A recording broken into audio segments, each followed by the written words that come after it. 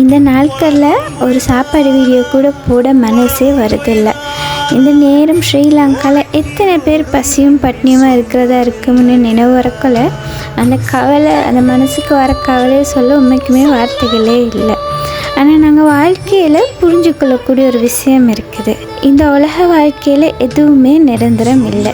நிறைய பேர் நினைக்கிறது நாங்கள் காசு பணம் நகை நட்டு கார் பங்களா எல்லாம் சேர்த்துக்கிட்டால் அதுதான் லைஃப் செட்டில்மெண்ட்டு. ஆனால் நாங்களில் எத்தனை பேர் புரிஞ்சு கொண்டிருப்போம் அது நம்மளோட நிரந்தரமான வாழ்க்கை இல்லைண்டு. உண்மைக்குமே அதுதான் உண்மை.